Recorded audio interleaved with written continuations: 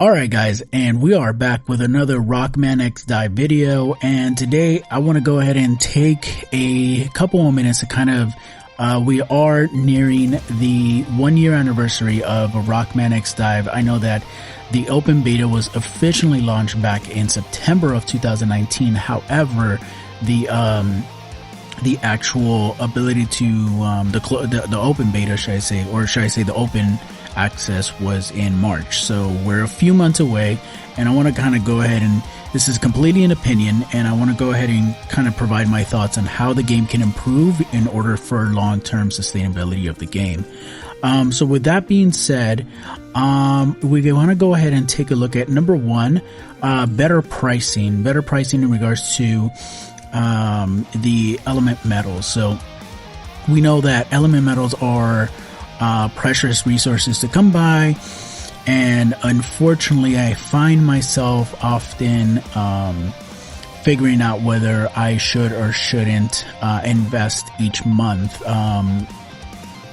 Excuse me guys, particularly you know, there's some specials, quote unquote, which are very immediate rewards. In this case, this is about 5,000 rewards, 5,000 element metals, but at the price of, keep in mind, this is US dollars, $113.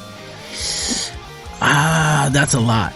You know, the ones that I do get are the daily drop packs, but then the weekly packs are pretty good, but it is 300 elemental metals, and that's not always very helpful.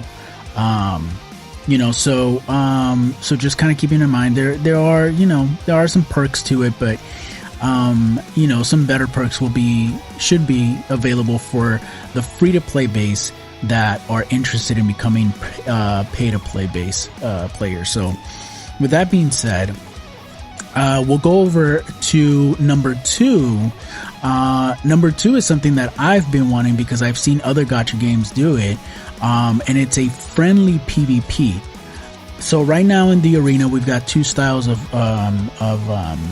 fighting: is the practice, and then the actual arena, the ranked matches, which obviously gives us some seasonal rewards. But then here we have our friends list, and our friends list, we can only give them AP, and we can invite them to co-op missions. But outside of that, there's really nothing in regards to incentive as far as growing a community, right? It would be great if I'm able to, you know, partner up with another player and do a PvP showcase, a match showcase. And unfortunately that's not the case. I know other gacha games have it, and you know, they've been great, and I think that Rockman X DiVe could really benefit from it. So so friendly PvP is my second opinion, second suggestion. Third suggestion is particularly with the event mode, and I think they've been doing a really good job recently. The first one that I took note of that was so amazing was the raid boss, and that was great. The problem was that it was solo. So with it being solo, again, it doesn't really incentivize to you as the player to, you know, link up with a buddy and say like, all right, let's take on this boss together. You can do it in co-op, but you can't do it in these special events. And I think it would be great if we have like a raid boss at the anniversary that we can link up with a buddy, whether it's someone that we have in our friend list, or we just get paired up randomly. And again, you know, the other thing about it too is that we get some pretty cool rewards for completing certain missions, or completing the stage by finding 4 hidden artifacts, or, you know, completing in 400 seconds, things of that nature. So so with that, you know, I would say that we should be able to do the same thing. It shouldn't be that difficult to be able to do. So hopefully we're able to do that. And of course, with the difficulty mode, increasing the difficulty would yield us more for example, event coupons or coins or whatever the case may be, to get some of those precious items that we all love. So that would be my third suggestion.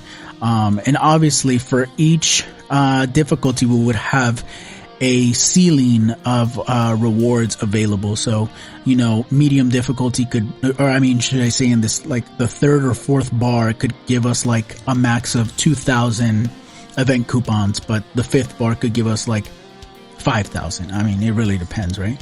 And lastly, my last suggestion is for number 4, to lower the coin exchange. And that's particularly important for those that are pay to play, or no, I'm sorry, for free to play that are thinking of pay to play. They're thinking of going into pay to play. As you guys can see, I have 20 exchange coins out of 250. In order for me to get 250 exchange coins, I would need to have, what, if my math is correct, that means 10,000 element medals spent. That's on one banner, right? And that's, I don't want Festive Hero, Zero, you know, not because I don't like Zero, but I just don't find, I don't think I would ever find the use for him in PvP. The Cannon God seems good, but regardless, at the end of the day, the fact of the matter is I would, you know, to get these coins is extremely difficult, right? And I think there's two methods to doing this. And the first method is lowering it by half. So lowering it, instead of 250 coins that you have to grab, doing it by 125. That will bring in more free to play players that may be interested in paying money instead, right? Or you can have the coins stack up for the next banner. So instead of them being disregarded, you can have them stack up. Dokkan does that, where you have coins that, you know, stack up. Legends does that, where you have coins that stack up. Same thing with Seven Deadly Sins. So some of these gacha games do find ways to get the player base that is free to play to bring them in, use their credit card or use their bank card and pay for some of that in-game currency. And I think that's a great way that Rockman X DiVe will be able to survive. So with that being said, if you have any suggestions, if you think you have any other suggestions, if you think of anything else, or if you agree or disagree with me, go ahead and put that on the comment section. Let me know your thoughts. Go ahead and like and subscribe to the video, and I will catch you guys next time.